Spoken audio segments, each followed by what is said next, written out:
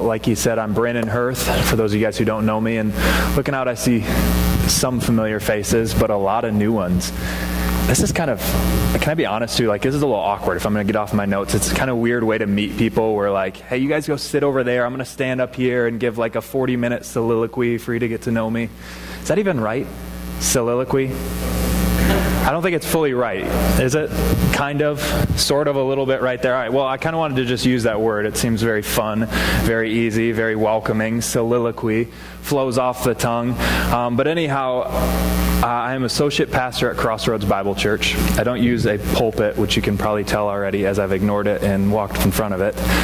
My lovely wife here, Gabe, will you wave to everybody a little bit? You can get to know her afterward. I got a call this Friday from Mike, and he just was asking me to preach, and I was saying, hey, we were talking through what's going on, and I gave him a few different books of the Bible that I could preach from, and he said, you know what, man, I'm feeling Job. And for those of you guys who don't know, Job is a book on loss. It's a book on pain. And I know in a room this size that there's probably a lot of people that are feeling that too. That it's not just the Bartletts right now. There's also probably a lot of you too, maybe back to school, seeing old friends, seeing new friends, that it's a holiday weekend, maybe you're not feeling that. But I want to tell you, there's nothing more practical than the Bible. It tells us and it explains everything from when the sun is shining to when we feel just shattered on the rocks and in so much pain. And so whether or not you're there today, I guarantee all of us are going to experience this at some point or another. So let this be preparation if you're not there, and let it be just kind of God's words to you if you are in the pit today. So Job chapter 1, why don't you guys turn there? Job chapter 1. We're going to look at really 4 big questions coming out of this passage. There's a lot of questions we could talk about, but we're going to choose 4. 3 that are to deal with the head, and 1 that's going to deal with the heart. Okay, 3 that are, for maybe you students out there, they're going to be very intellectual, and then 1 that's going to be more so aimed right at the heart. So if you're in the pit, that's for you. Job chapter 1, verse 1. I don't know if you guys stand here when we read. I've got a large portion, so even if you do or don't, let's stay seated today. Verse 1, in the land of Uz, there lived a man whose name was Job. This man was blameless and upright. He owned 7,000 sheep, 3,000 camels, 500 yoke of oxen, and 500 donkeys. And he had a large number of servants. He was the greatest man of all the people of the East. Now, secretly, if I'm honest, I was kind of hoping when I walked in there'd be a lot of Middle Eastern people here. Not just because Middle Easterners are awesome, but because to really understand this, you've got to talk to a person who's from that area of the world. How rich Job was. My wife works with international students, almost all Saudi and Iraqi students, and they all have a lot of money coming here to study in America, but very few of them have the kind of money where they own camels back home. Camels are like furry cars in that part of the world. In fact, if you're from, let me try to put this in perspective. If you're from the west side, like I'm talking far out west side, like maybe as far as Allendale or some other town like that, I want you to picture somebody who has 3,000 Jeeps or 3,000 trucks. They've got their work truck. They've got their going out truck. They've got to pick their kids up from school truck. Just tons of them, a whole fleet of them. If you're from the east side, you're like born and raised East Town, I want you to picture someone that has 3,000 Priuses. Prius-I?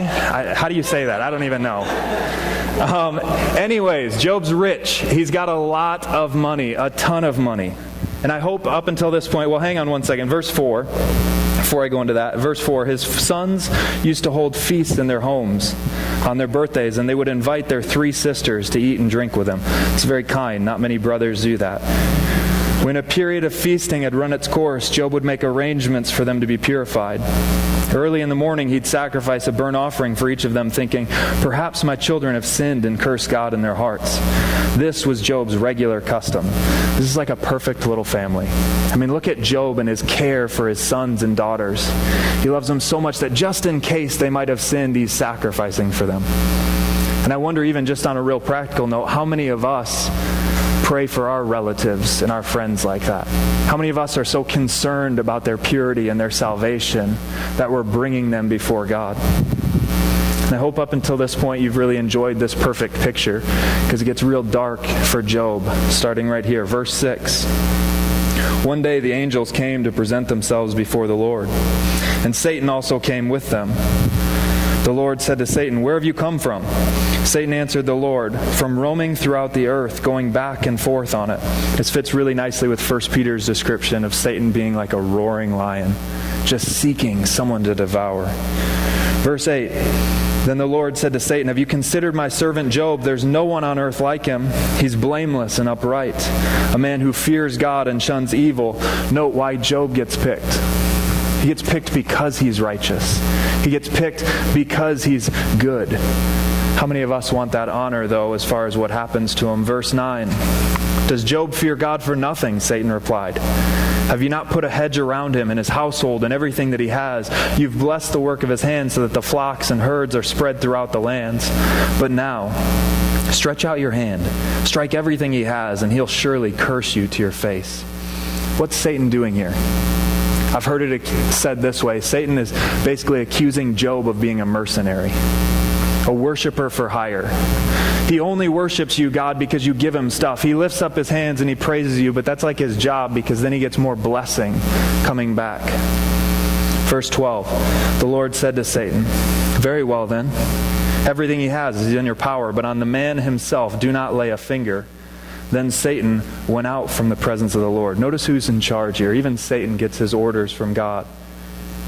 Verse 13, one day when Job's sons and daughters were feasting and drinking wine at the oldest brother's house, a messenger came to Job and said, "The oxen were plowing and the donkeys were grazing nearby, and the Sabaeans attacked, and they made off with all of them, Job. They put the servants to the sword. I'm the only one who escaped to tell you. They're all gone." And then it happens again in verse 16 with the sheep. And then again immediately in verse 17 with those precious camels. Job is now destitute. Verse 18. While he was still speaking, yet another messenger came and said, "Your sons and daughters were feasting and drinking wine at the oldest brother's house, when suddenly a mighty wind swept in from the desert. And I don't know how, Job, but it struck all four corners of the house at the same time. It collapsed on them. Job, they're dead. I know you wish it was them here instead of me, but I'm the only one who escaped to tell you." Just like that, all of Job's children are gone. Job's lost house and home and all of his animals and his livelihood, and he's lost his heirs, those kids that he sacrificed for. Verse 20, at this, Job got up, he ripped his robe and he shaved his head. He let everyone know he wasn't hiding the fact that he was in mourning. And then he fell to the ground in worship. And he said, "Naked I came from my mother's womb, and naked I will depart. The Lord gave, and the Lord has taken away. May the name of the Lord be praised." In all this, Job did not sin with charging God with wrongdoing. He worshiped. That's his response to all of this. Job falls down on his face and he praises God. He knows that he's lost his kids, he's lost his land, or his farm in the blink of an eye, but he worships. And there's an amazing principle here that's just, what are you living for? Job loses all of that, and yet he still responds in such an amazing way. And the only way that you can do that is when you're living for something that can't be taken. If you're living for something in this life, whether it's your marriage, your bank account, anything else that can be taken, you're living for something that's not enough. So I want to get into our 4 questions here. First question. If I don't get to yours, by the way, if I don't get to the question that you'd be asking of this passage, just come up and talk to me afterwards. There's way too much for us to cover. But the first one, when was Job written, and who is this insanely rich dude named Job? Okay, that's probably, I'm guessing, that if I polled everyone in here and I asked, what's your question after reading this? Probably not the question that you're asking. But I've got to get comfortable here at Redemption City. It's my first time preaching, so I'm going to kind of tee up a little softball and hit it. And in honesty, I was going to cut it, but I walked in and I saw all this stuff about finding your place in the story. And then the story back here. And I know Mike, and I know that he just did, 11 weeks on the biblical story. So I've got to ask this, or he's going to be really angry with me. Where in the Bible is this? Where in the biblical story is Job? That wasn't rhetorical. I was hoping you guys could answer it. In short, I have no idea. That's why I was hoping you could answer it. All of the things that we use to date a book of the Bible, the Hebrew, well, it looks like Old Hebrew, and some people say it's really old, and other people say, no, it just looks like it's trying to be old. All of the things that we use to date are kind of like missing. We usually say, what are the big moments in Israel's history? They always talk about them. The big pinnacle moments in the Jewish story. The call of Abraham, the crossing of the Red Sea, the crossing of the Jordan and entering Canaan, the building of the temple, the exile, Adam Sandler's first movie. All of these big moments in Jewish history, these watershed things, they're absent. So we really don't have a clue when Job's written. What about who Job is? Who historically is Job? Again, I have no idea. Someone's got a question?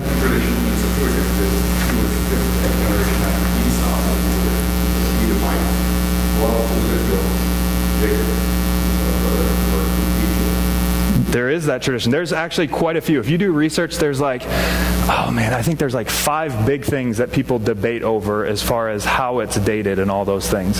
But really, when it comes down to it, we don't know for sure. It could be the Septuagint has it and that it's that. It could be something else. And I think that there's a beauty in not really knowing who Job is or where he is. And the beauty that I think is that so much of the Bible is corporate. It's about all of us. And the Bible's so much about we, but here's a book that's just about the me. It's about one man.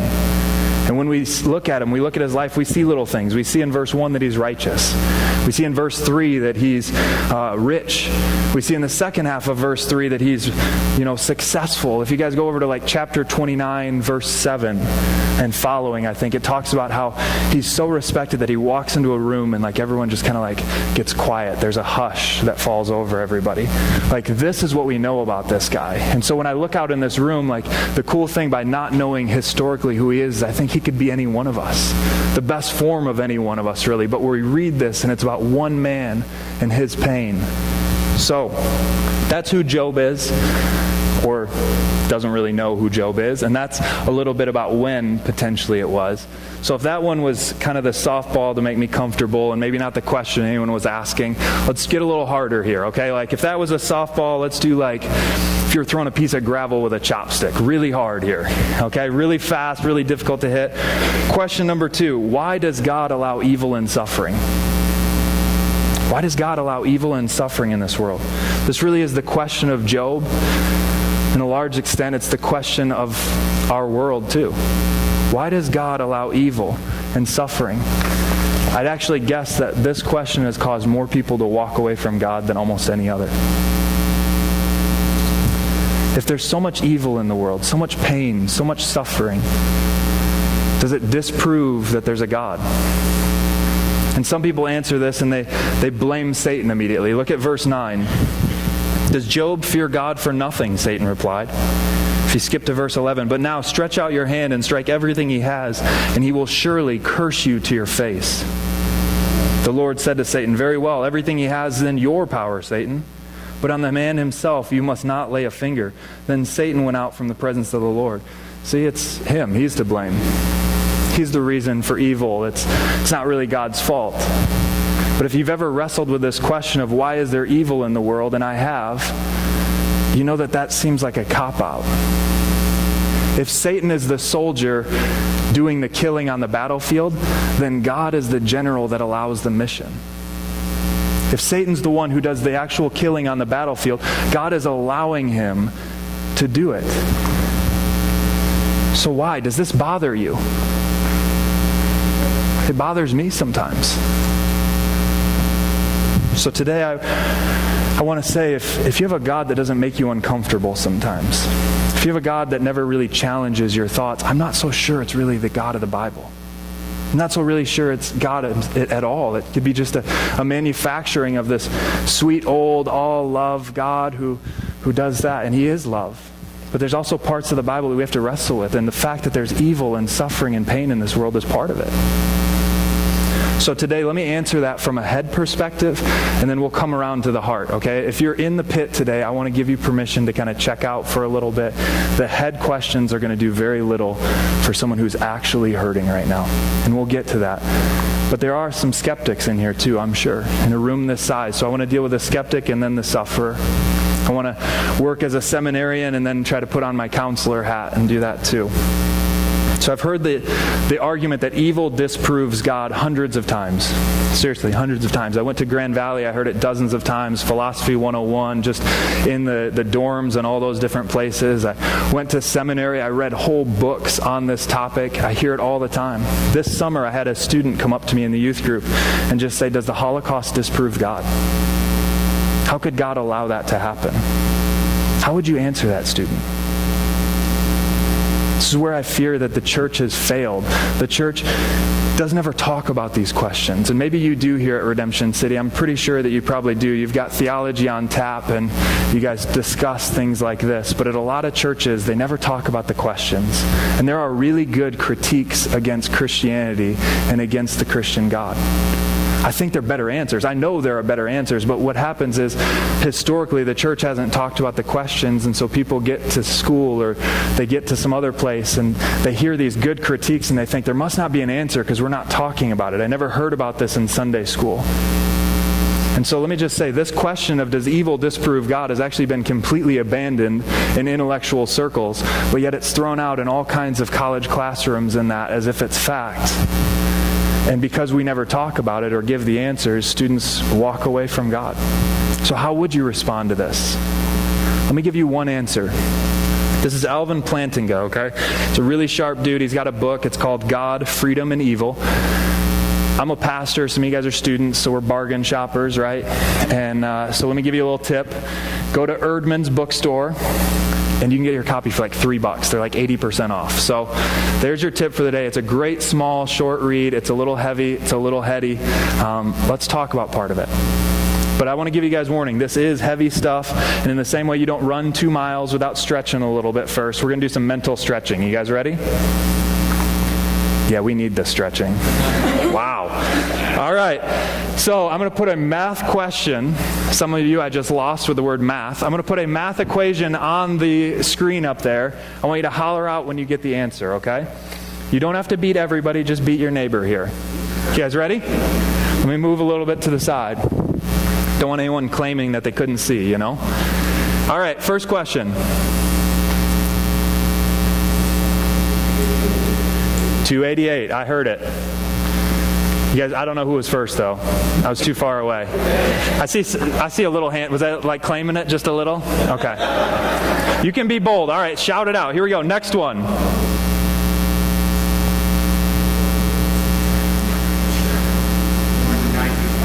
$195. Boom. Oh, and he raised the roof and claimed. I love it. Some of you guys, I watched. It was really funny. As soon as multiplication came on, I watched people go. All right, one more.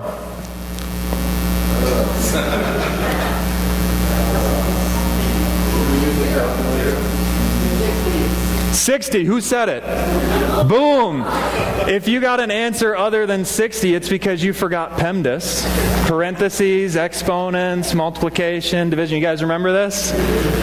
All right, one more.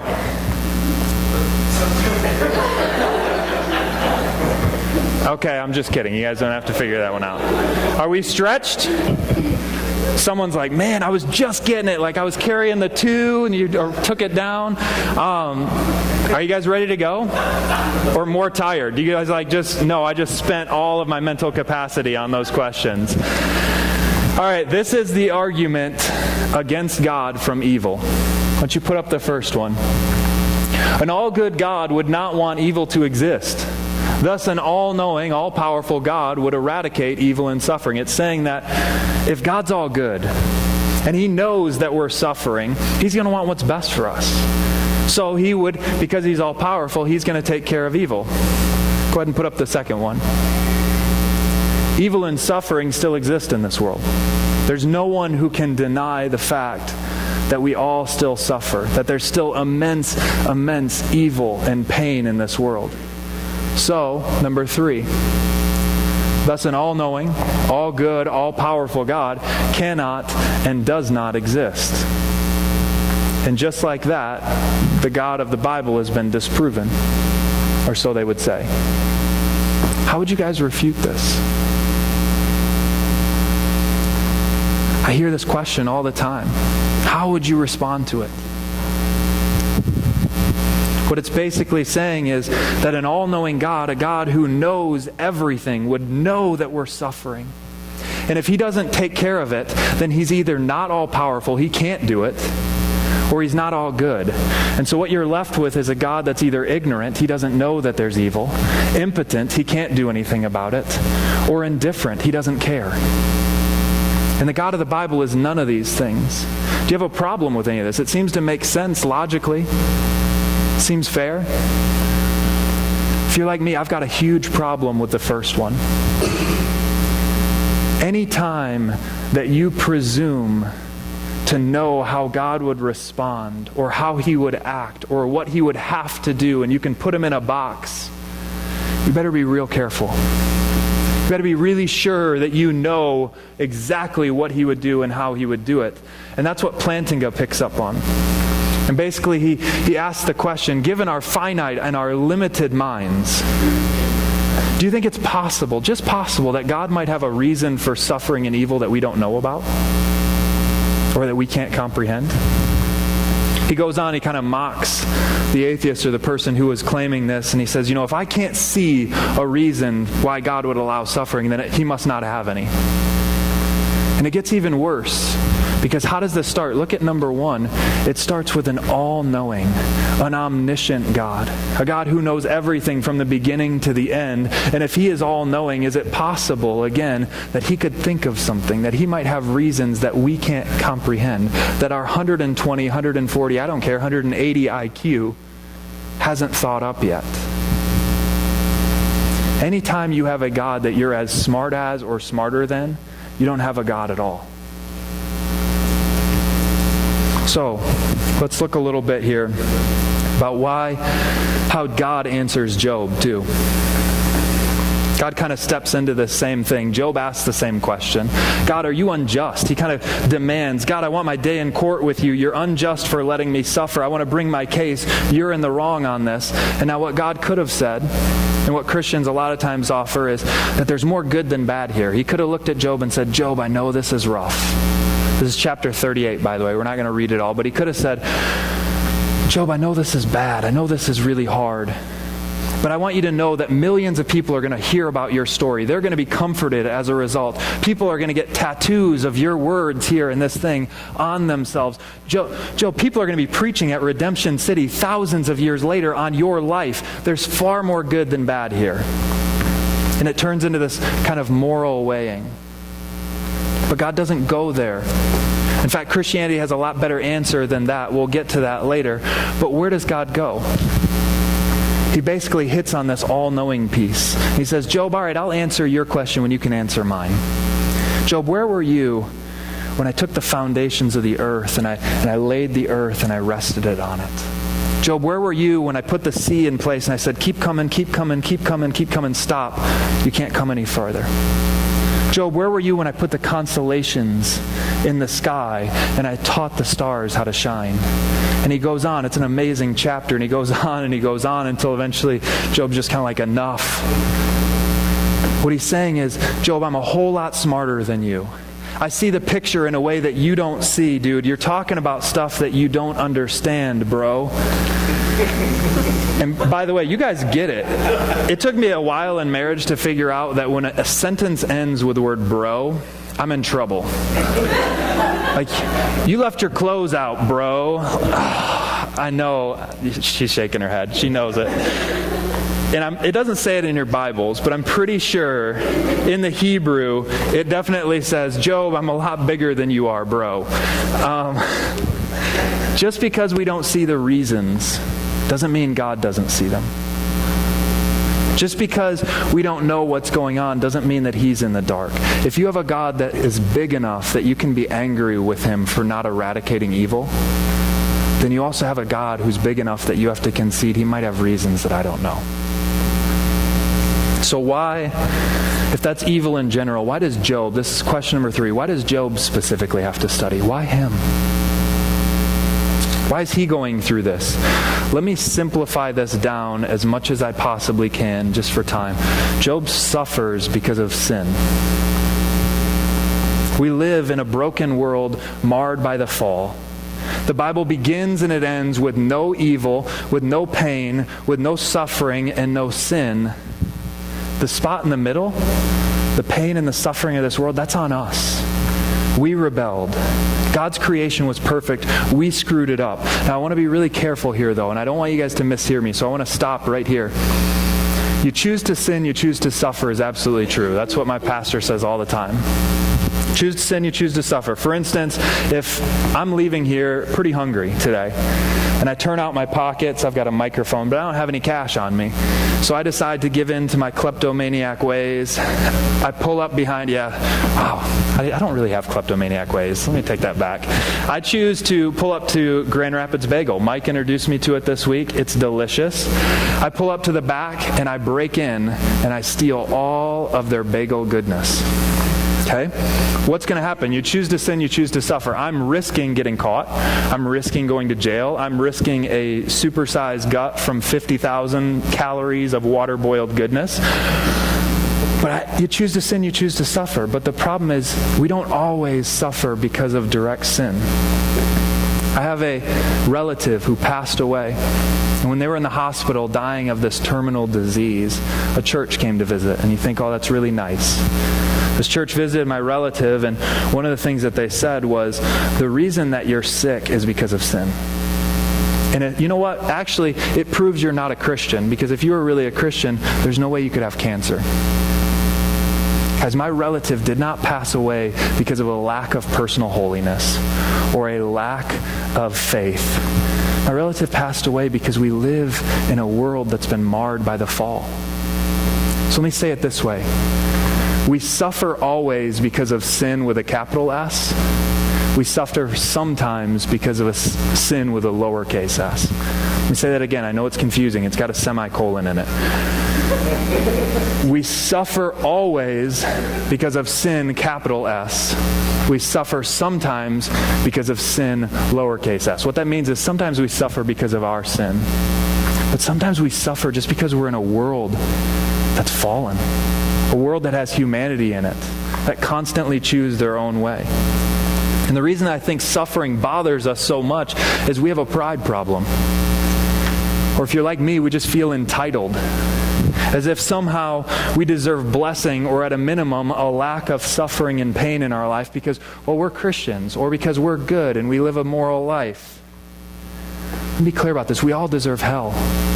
Romans 3:23, all have sinned and fall short of the glory of God. Isaiah 64, even our righteousness is like filthy rags. Romans 6:23, the wages of sin is death. It's hell. That's what we deserve.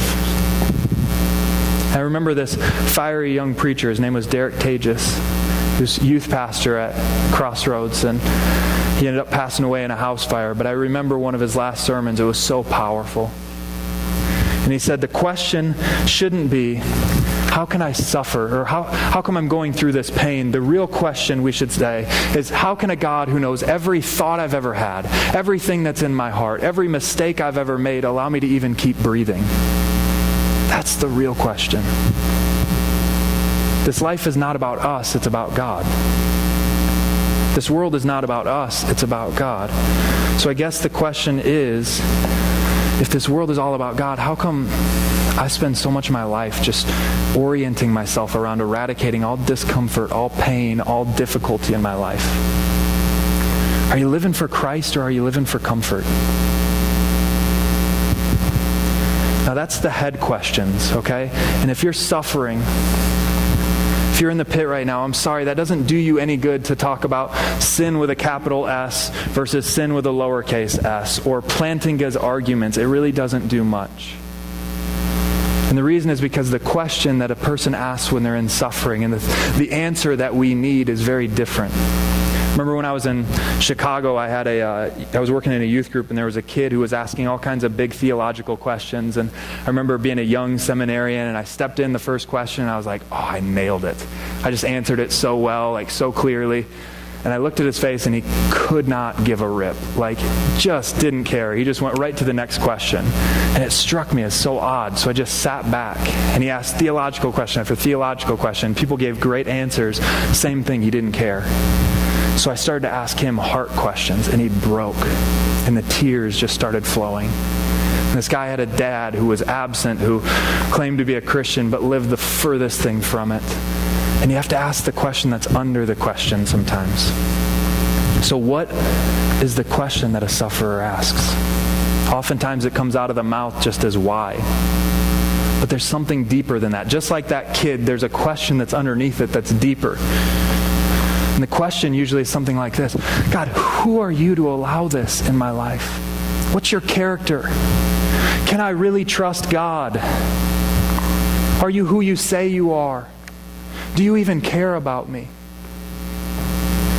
And here's where Christianity is just so beautiful. There's no other religion in the world that answers these questions like Christianity. Maybe you're an atheist today. And to that, you have to answer those questions with, it's just randomness. I'm sorry you're suffering, but it's just evolutionary chance. Sorry.